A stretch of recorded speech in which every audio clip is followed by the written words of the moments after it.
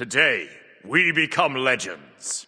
I've done 2 of these videos in the past, they'll both be linked down below if you haven't seen those yet, because I know there has been a little bit of a gap since I did the previous one. And basically, these are unreleased or unimplemented abilities from Smite's history for gods that have already been released, a lot of them a long time ago with their current kits, but these are alternate kits that Hi-Rez considered and I assume developed a little bit before kind of going back on them. Some of them are similar to the current god kit, some are very different, like wildly different. And I always find it interesting to look at this kind of stuff, you know, what Smite could have been, and it gives us a little bit of information potentially on mechanics that could come to the game in the future, because that has happened before in the past where, like, god mechanics, like, from these unreleased ones, or even from gods that were reworked, that have been brought back into new kits in, like, a revamped way, so we could potentially see some of that as well. But yeah, without further ado, let's just jump right in. So first up here, we're starting at O, because we covered the gods, like, all the way down to Odin in the previous 2 videos, as I said, so we're starting here. So Odin, another passive. Odin's had, like, many different passives throughout the years. This one was, like, obviously unreleased before he even got his release passive. As Odin successfully hits enemies with basic attacks, he gains stacks of Rune of the Allfather. When he reaches 10 stacks, the runes are consumed and Odin gains a block stack for 10 seconds. So nothing too crazy here. Assumingly there was some kind of auto attack synergy going on with Odin at some point with this, or it was just like a kind of auto attack passive on an ability based god. They sometimes do that, like Wukong for example. And yeah, nothing too crazy here, you know, even on an ADC I think 10 basic attacks is a lot just to get 1 block stack. Like even on an ADC I don't think this will be that good, and so on a warrior definitely won't be as good either. Next up we have a whole host of unimplemented Osiris abilities, and it seems like he had some kind of fragment mechanic that's kind of similar to his current passive but worked a little bit differently, and it looks more interesting in my opinion. So first up we have the passive Fragmented. Each time Osiris hits an enemy with an ability, a fragment of his body burns away, leaving ash on the ground. So it was kind of similar to his current passive in terms of like he gains the damage mitigation as well for each missing fragment. Osiris may recover a dropped fragment to heal, so that's pretty interesting. You get 4% max health for this, and on death Osiris yearns to become his spirit form, and after 3 seconds detonates, causing damage for each remaining fragment that is currently on him. So yeah, the numbers here, 2% physical mitigation per missing fragment. I think that's very similar to, if not the same as his current numbers on the passive. The healing was 4% max health per fragment, which is pretty crazy considering this is every time he hits an enemy with an ability. So every time you sickle someone, which is on like a 4 or 5 base cooldown, you're just going to be getting 4% of your health back every time, so that's pretty crazy. And then the damage is 4% of your max health per fragment remaining, which I assume is up to 8. And so if you're at full fragments, like your passive has just procced or something in Osiris' current kit, I'm not sure how it would work with this, but for example, if you're at full fragments, that's going to be dealing 32% of your max health in an AoE, which is pretty crazy. And we have 2 alternate designs for his ultimate as well, so no base kit changes here, so we can assume his base kit in the development was the same or very similar to what he released with, but there are some alternate ultimate designs here. First up, we have Spell of Reformation. Osiris summons all of his body fragments back to himself, so those are the ones that you dropped as you've thrown abilities around, dealing physical damage around him for each missing fragment and immediately reforming. So yeah, as you can see, there will be some synergy here going on in terms of like if you ult and recall all those fragments back that you've just dropped, your passive is going to be at like max, so if you die at that point, you're going to deal like a lot of damage around you. Additionally, for the next 10 seconds, he gains physical power and movement speed. He grants half of this bonus to nearby allied gods, and during this time he will not shed fragments. So again, he won't shed any fragments. If you do die during this like 10-second window, you're going to be dealing a lot of damage with your passive. Also, it's interesting that they had he grants half of the bonus to nearby allied gods, you know, not a typically warrior mechanic. Maybe they were looking at him being a guardian. I doubt it, but possibly. And so the damage was fairly decent considering this could potentially be multiplied by up to 8 because you could have 8 fragments out at once, so that could be potentially a fair bit of damage. Physical power gain as well, pretty huge actually. If you did have all 8 out, that would be like what, 160, 200 power per fragment. That's pretty crazy. And then also up to 6% movement speed per fragment. So again, if you're going to have a lot of like 6 to 8 fragments out, this is really insane value, but you can't always guarantee that, I suppose. And then this second one, the Ultimate Spooky Strike, this is a lot simpler one, and I actually kind of like this. It's similar to his current ultimate, but not quite the same. So Osiris sheds any remaining fragments, gaining the benefit of his passive, and dashes forward, grabbing the spirits of his enemies and pulling them with him. So yeah, this is very similar. It's a dash, not a leap, and it seems like it's kind of a Hercules driving strike style dash, where you like drag enemies with you as you use it, as opposed to a leap and then anti-heal aura. Honestly, I prefer this. Like, I think Osiris will feel better with this kind of an ultimate over his current one, but like, it really isn't that much different. But with this alternate passive, the fragmented passive that you had prior to this, it would be pretty interesting because I assume if you shred all of your remaining fragments, if you had 8, you would drop them all and you could potentially get 32% max health per fragment. Not per fragment, 32 max health if you get all 8 fragments.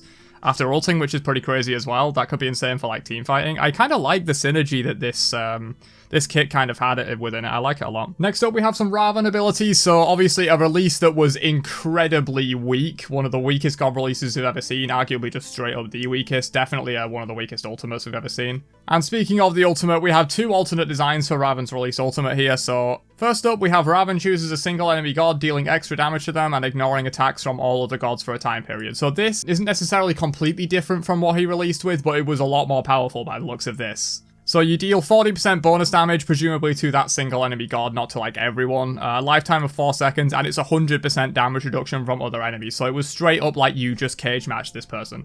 And obviously this would have been a lot better than his release ult. His release ult was just like incredibly weak. If he'd have released with this, he might not have been quite as bad, I suppose. You know, being able to completely ignore damage from someone for 4 seconds is really powerful. He was releasing as a warrior, so this is why this kind of damage reduction ridiculousness makes sense. He wasn't an assassin at release and didn't do quite the crazy damage that he does now. But yeah, being able to completely ignore damage, like once you dive on the backline, it's just ridiculous. Like you could ult the support if you wanted to. Like if your enemy backline is like grouped up as like support, mage, ADC, you ult the support for 4 seconds. The mage and the ADC can't damage you, which is kind of insane. It would be interesting to see how this kind of mechanic will be introduced, like an 100% damage reduction, and whether it will be too strong or not. I assume it probably was too strong based on the fact that they didn't release it like this and released it much weaker. And next up here, we have what seems like some kind of combination of Anhur's 2 and Anhur's ult. So he throws 9 spears at his enemies, knocking them back and stunning them if they collide with a wall, and each one does a fair bit of damage. So again, nothing too crazy here. It's basically kind of what Anhur has already. I'm not really sure why they were even considering this to be Raven's ultimate. Doesn't really make a lot of sense to me. Next up, we have Sol, though, going from a completely really weak release with Raven to an insanely strong release with Sol. First up, we have a passive unstable manifestation. So using abilities makes Sol's manifestation more unstable. At 50% instability, Sol's abilities gain additional effects, and at 100% she gains bonus basic attack damage for 3 seconds. After which her instability is lowered. Not sure if that's lowered to like 0 or like back to 50%, not really sure. So this is similar to what she has right now, except instead of giving her like bonus attack speed and power as you scale up and then that basic attack damage triggers at 100% instead her abilities get additional effects and she doesn't get any of those like passive stats. And of course that means her abilities were quite a bit different to how they release now. The first one, Solar Flare, Sol arches out 2 curved lashes that slow enemies and deal damage split among all targets hit. If at 50% instability, targets are also stunned, the duration also split among the targets hit. So this is a pretty interesting mechanic, how you can split damage and duration. So like if you're hitting only a single person with it, it's going to be a lot more powerful, but if you're getting a lot of value by hitting multiple people, it's not like as much value per person. It's kind of an interesting way to balance it out, I suppose. And yeah, you can see that mechanic from the passive coming in, where if you're at 50% instability or higher, you get an additional effect. Second ability, Sol dashes forward. If she hits an enemy, she races around them quickly, then leaps back to her original starting position. So again, as I said at the start of the video, these kind of mechanics can be reused a little bit, and this seems a little bit like Ishtar's 3 to me, like where you kind of like use it aggressively to dash onto someone, do some damage. I would assume it would do damage. There's nothing like listed here for that, but I assume it would deal damage, and then you leap back to safety. That's very similar to Ishtar's 3. So we have Stellar Burst here, which obviously is an ability she released with, and this is kind of similar but has a little bit of differences to it. So it had a little bit of a passive effect. Every time Sol deals damage with an ability, she gains attack speed. So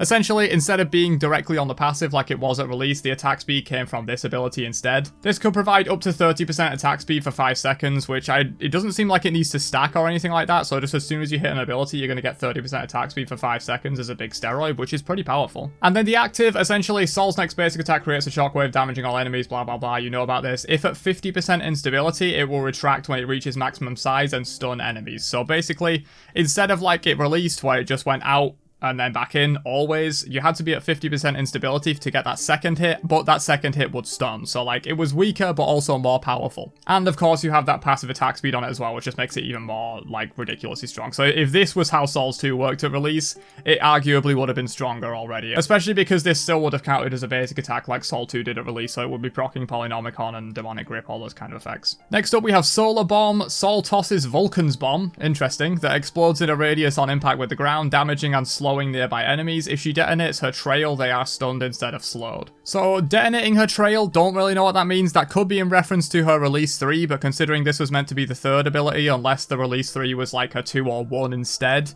Like maybe the release 3 was her 1, and then if she detonates the trail, or maybe it means like the trail of like the bomb as it goes towards its impact location, and you can somehow detonate that with maybe a different ability and get stunned instead of slowed. A little bit of confusing wording here. I feel like we're missing parts of either parts of this ability or parts of a different ability that's not shown here that would have worked with this. And finally, we have the ultimate Supernova, so same name as the release ultimate that she had. However, this was quite a bit different. So Sol destroys the projection of her power, exploding with a fire shockwave that deals damage to all enemies. She may reappear at any location within the range of the explosion. Any enemy she reappears on top of is stunned. So presumably, like, you have to hit a target and then she can choose which one to reappear on top of. It does say she can reappear at any location within the range of the explosion. I assume that's like, you have to hit an enemy with it. You can't just appear anywhere you want. But yeah, this did a fair bit of damage, had a 1-second stun as well. Also gave her, like, offensive mobility. I doubt she'd be able to, like, use this defensively necessarily, because it seems like you'd have to teleport to an enemy you hit with this to get that stun and stuff like that, but it does give her some kind of mobility. But yeah, this is super interesting. Like, looking back at Sol's release, obviously it was crazy OP, and there was so many different ideas here by the looks of it in terms of, like, what she could have been. A lot that were more ability based, and also, like, some extra attack speed from this and stuff like that. And this is why I like looking at this stuff. You know, this Sol kit could have been so much different compared to release, and potentially more powerful. Just a quick Sun Wukong ability here, Master's Will. So this is his 2 now, but it seems like it was kind of his 1 at release. So Sun Wukong sends out his magic cudgel, damaging enemies and stunning them in the target area. Enemies take damage as the cudgel travels to and from Sun Wukong. So seems like it would be like a circular damage, but then as you, like, go towards the circle, they would take damage in that little line as well, just to get, like, potentially a little bit of extra. So it seems like kind of a ranged version of his 2 combined with his 1 in a little bit of a way, and also stunned enemies. For those that didn't know, Sun Wukong's 2 for quite a while after his release was a knock-up, and they made it a slow, and it's not quite as good anymore, but he was, like, a viable support for a while when that was a knock-up, because you could chain stun into knock-up from your tiger and stuff like that. So yeah, interesting little tidbit on Wukong's release there. But going back to completely broken releases and seeing how they could have been, we're on Susano now. So Stormcatter had some changes. Susano takes a small lunge forward, damaging enemies he encounters and stopping on the first enemy god he hits. If this is a successful hit, he has a 3-second window during which he may reactivate the ability to hit all enemies in the cone. If both these attacks are successful, he may reactivate again to damage all enemies in a circle, dashing backwards when it finishes unless he is currently moving forward. So this is really interesting. I do kind of like the design of this in terms of, like, you have to get successful hits for it to kind of continue on in, like, a chain, almost like a combo. And then I also really like the dashing backwards after it finishes, or if you don't want to dash backwards, you can hold forward to cancel that. That's kind of like fighting game-esque in a way, where, like, you can do a move and then, like, hold a certain direction to, like, cancel, like, a dash back or, like, continue forward into a stance kind of thing. It does feel a little bit fighting game-esque. And to be honest, I maybe like this more than Susano's current one. Like, I really do kind of like the way this sounds. I think it will be definitely stronger because not only does the dash come up front, so you can use it very aggressively to get into the fight, but also you get a dash backwards at the end if you need to like, keep in safety. So, like, once you dash in and assassinate someone, you can jump back out. It doesn't say anything about using abilities and basic attacks in between, but I assume you will be able to. It says you have a 3-second window during which you may reactivate to hit all enemies in the cone, and I assume it's the same when you do the circle. So I assume you would be able to use other abilities and basic attacks in between, but it doesn't specifically say that you can. But yeah, I like this design. I really hope they bring this into a future god kit, maybe one that's, like, sort of meant to be more like a brawler, like Ravan, but obviously not Ravan because he's been released. In terms of some kind of, like, combo system where you can activate if you get a hit and then do these other things and, like, hold certain inputs at the end to, like, modify the ability in terms of what it does for you. This is really cool. I actually like this a lot. And next up we have the third ability, Cyclone Dash, which looks like some kind of variant of Jetstream, I think it's called, in his current kit, the throw and then teleport. Susano swings his blades around him rapidly, deflecting all incoming basic attacks in a whirlwind of steel as he dashes forward. After dashing, Susano's next several basic attacks within 7.5 seconds cause his target to bleed, taking damage every 0.35 seconds for 0.7 seconds. Weird numbers here, but I guess it works. Stormcatter also applies this bleed. So that's pretty interesting. Susano's always been a very heavy burst assassin, and this is completely different in terms of it would be completely bleed damage, basically. Deflecting basic attacks is also interesting. He could have been sort of an anti-ADC assassin in that way. We haven't really seen any of those necessarily in a long time. Not super crazy on this one, but I really do like the design they had for Stormcatter. I think they should just straight up make it like this in the game, or add this kind of mechanic to a future god kit. Moving on to Terra, we have an alternate ability for her 1, Pillar of Earth. Terra raises a chunk of Earth straight up, banishing any enemies trapped on it. That's very cool. I like that. It's kind of like Earthbending in Avatar. Like, you raise up like a chunk of Earth and then they've got, like, stand on it and they're banished. That's a really cool design, actually. When the pillar crumbles, enemies that fall from it take damage, and if no one is on the pillar when summoned, it will last longer. So that's really interesting. So if you want to use it as, like, a terrain blocking, kind of similar to Ymir Wall, Thor Wall, that kind of stuff, you can deliberately not hit someone with it and just get, like, a really long duration duration like blocking, up to 7 seconds here. Yeah, this is really cool. Super thematic for Terra, I feel like, especially if you somehow implemented it into the kit in a way that it could be smashed with the 1 as well. Obviously, you couldn't because this will be the 1, but maybe if you somehow changed it so, like, Monolith did this, like, maybe you get the healing aura and then it banishes in the middle. Potentially, that's kind of what they were going for, but then they didn't go for that. I think that could be really cool. It would give Terra way too much CC, I feel like, because you could banish them upwards. Although I suppose maybe you'd be removing the root. It's interesting. I do like the design of this. Thanatos, everyone's favourite snowball god. Passive, Harvester. Weakened enemy gods within his ultimate threshold are revealed to Thanatos, so that's already how it works. Dealing the killing blow to enemies also empowers Thanatos. Minion kills restore 2% max health, god kills restore 20% max health, and reduce all cooldowns by 5 seconds. God kills also increases protections by 30 for 8 seconds at a max of 5. So this is very similar to his current passive, not too much different here other than like it giving protections as well. I'm pretty sure all this stuff is already in his passive. Second ability, Hungering Death. So this is replacing the, what's it called? Scent of Death, I think. Thanatos activates an aura, granting him additional movement speed and reducing nearby enemy protections. So it was an aura instead of just like actual penetration for Thanatos. That's pretty interesting. It would give him a lot more kind of potentially supportive and like bruiser aspects. His move speed bonus doubles when moving toward an enemy god within the instant kill threshold of his ultimate as normal. So again, this doesn't seem to actually change anything other than that it wasn't penetration for Thanatos, it was reducing nearby enemy protections in like an aura, which is a lot more powerful. Moving on to a fair few Thoth abilities. Thoth, again, a really strong release, so we'll see how these fare. Each time Thoth damages an enemy god, he opens a book in his page where the name is written, describing the details of the death of the god and allowing Thoth to ignore 15% of their protections. If one of Thoth's abilities damages multiple gods, the book is open to the page of the first god damage. So this is kind of similar to his current passive in terms of it just gives pen, but I'm pretty sure Thoth passive gives flat pen, not percent pen. And also it takes a while to stack up over time. You have to kill a lot of enemy minions or gods to get the stacks up, whereas this just straight up gives you 15% magical pen as soon as you hit them with an ability or a basic attack. Glyph of Judgment. Thoth rises into the air, ignoring the basic attack movement penalty and conjuring 3 hieroglyphs. His next 3 basic attacks do ability damage instead, pass through enemies and have increased range. If these attacks pass through the speed glyph, their range is increased.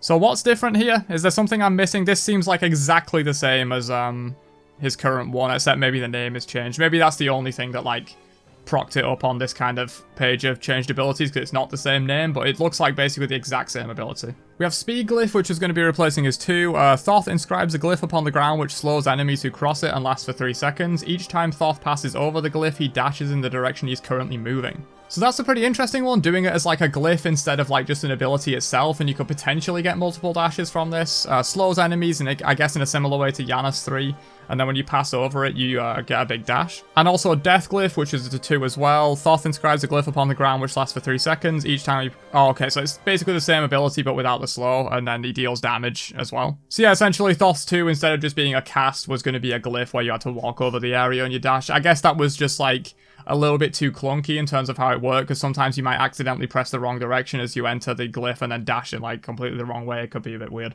Some Vulcan abilities. So something you have to note here, Vulcan release kit was not the same as his current kit. He released with a lot more like turret synergy, and it was a bit of like a Torbjorn-esque kind of character. So first up, the passive, Master Craftsman. As long as Vulcan is within 20 feet of his turret, his abilities and turret shots apply a 20% slow. So yeah, as I said, he had a lot more kind of turret synergy before in like his actual release kit before he was reworked, and so this kind of makes more sense in that context. So the third ability, Magma Mine, this will be replacing the Meatball, but considering his release kit, it was replacing a Thumper turret that did like AoE damage like around it, pulsing, and had like a fairly large AoE. That's what this ability was actually replacing. Vulcan places a mine. Once activated, enemies stepping into the radius will detonate it, dealing damage to nearby enemies. The mine also deals knockback to both enemies and Vulcan, so this was kind of a little bit like his 1 in the current form in terms of he has a little bit of self-knockback to kind of push him back into safety. And once fully deployed, Vulcan can activate the ability again to detonate it early, or the mine will explode automatically after 20 seconds. That's pretty interesting. So yeah, you could like throw these around, maybe in the jungle or something like that, watch people step into them, and it'd be pretty funny. And then we have 3 different alternate ultimate designs here. So first one, Molten Rain. Vulcan expels the heat from his forge, and Molten Rain pours down in the area, dealing damage over time. Molten Rain consumes up to 100% of Forge heat, so I assume that was some kind of passive he had, like in an initial design, to deal extra damage per percentage of the Forge consumed. Enemies hit by the rain have their protection shredded, increasing with focus up to 35 for 2 seconds. So another quick Smite history lesson. Focus was a mechanic way back in the day in Smite, like before I even started playing, and I started playing in 2014.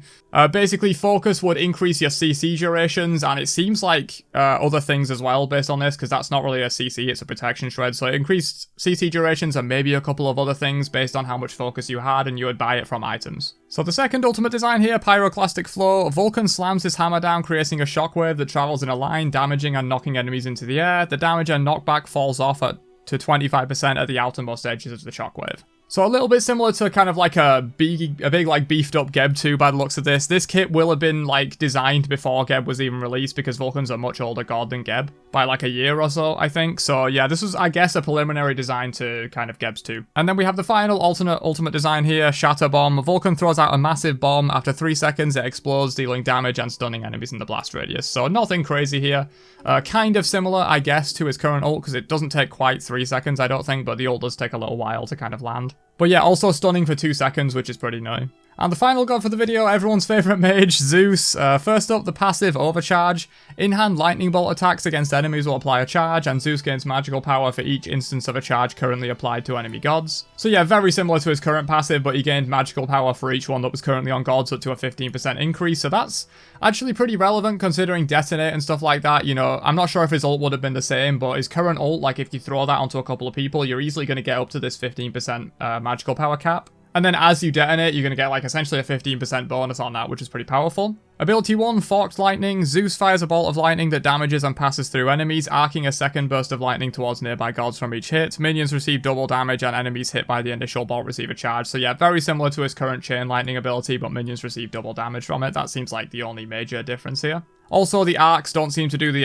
actual ability damage, they just do a flat amount, so they'll have been dealing probably less back then. Flying Thunder God, second ability, Zeus flashes to a target location, dealing damage and applying a charge when he lands, so this seems kind of similar to Raijin's 3. Obviously, Zeus being an older god than Raijin, this ability will have been designed before Raijin was ever even conceived of, most likely. And this gives Zeus aggressive mobility, also defensive mobility, because you could just teleport away and not bother about applying charges to people where you land, but this could be used aggressively in terms of getting in on people, applying an extra charge, and if you did have Detonate, you could get a lot of value from that. Another alternate 2, Lightning Storm, so that's the name for his current ultimate. Let's see if it will be as powerful. Zeus conjures a lightning storm, striking enemies in the area every 0.75 seconds, applying a charge with each hit, and slowing enemies struck by the initial strike by 35% for 2.5 seconds. Okay, it was literally just his ultimate, maybe with like a slightly lower lifetime and definitely lower damage, but like it's a little mini version of his ultimate that used to be on his 2. That's kind of crazy. Another alternate 2, Zeus Cannon. Zeus unleashes an electrical charge upon a single target enemy, damaging, interrupting, and slowing them 40% for 2 seconds. So a very basic kind of boring ability. It says it has arc damage here, but that could just be like a remnant from one of the ones further up here, because it's the exact same damage number. But maybe, yeah, it's kind of, I guess it could be similar to his 1 in terms of it does arc. It doesn't say it does here, but I guess this means like it probably will be very similar to his current 1. And the final alternate second ability here, we have Dual Wield. Zeus summons a second lightning bolt, doubling how badass he is. Oh, they actually, Smite devs back in the day, they had some funny stuff going on. It's like one of the really old patch notes when they patched Giannis's ultimate. It had like a misnamed in the original release, and it was Through Space and Tim, not Through Space and Time. They missed the E off the end of it. And so in the patch notes, when they changed that, they said Giannis will now instead go through time and not through Tim. Tim is now okay. And I just find that funny. It was just a little bit of like cute dev stuff that they did back in the day. This is the same thing, doubling how badass he is and increasing his attack speed. He also gains movement speed, and his basic attacks slow enemies. So basic attack Zeus mains, unite. You finally get that extra attack speed that you need to be able to shred people with charge basic attacks. Yeah. It seems like, you know, they did kind of consider Zeus as a basic attack mage back before he released, which is very interesting considering he's very ability based now, like very ability based. The 3 detonate charge. Zeus detonates any charges that have accumulated on enemies, doing damage multiplied by 1, 2, or 3 depending on the number of charges, and targets are disarmed for 1 second per charge detonated. Interesting. So Zeus definitely released before Bologna, and Bologna was the first god to introduce disarms to the roster, so it seems like they were considering disarms for a long time before Bologna was even introduced. That's pretty crazy. Otherwise, it's just it's detonate, you know, nothing crazy there. And finally, the ultimate Super Lightning Bolt. Wow, crazy. Sounds like the name from like some kind of Japanese translated anime or something. Zeus fires a bolt of lightning that arcs between enemies, doing damage and applying a charge on hit. If Zeus uses detonate, the projectile will explode, dealing 25 feet of AoE damage and stun. So that's pretty cool. So it's like his one, but as it's arcing between enemies, you can activate detonate and have like a little bit of synergy there and do like AoE and stun. So like you could throw it onto maybe their front line, and then as it arcs into the back line, you detonate, do big AoE damage. I like the design of this actually. It's pretty cool. So yeah, some really interesting Zeus stuff there as well. But that's pretty much the end of it. That's all the unreleased abilities we have so far. It's been interesting to take a look at these over the 3 videos. As I said, I'll link the initial 2 videos down below if you've not seen those, but some really crazy stuff here. I hope they kind of reuse some of these mechanics in future God kits, as they kind of have already. We've seen a few that have kind of been not directly reused, but kind of revamped and put into new God kits in a certain way. And yeah, this whole idea with Stormcatter, I know I'm harping on it a lot, but I really like the way this ability is designed here, and I think it'd be really cool to see a similar kind of mechanic come to the game. But yeah, that's all I got for this video. Hopefully you guys enjoyed, and if you did, don't forget to drop a like before you leave, and I'll catch you guys in another one later on. Have a great day, and peace out, you nerds.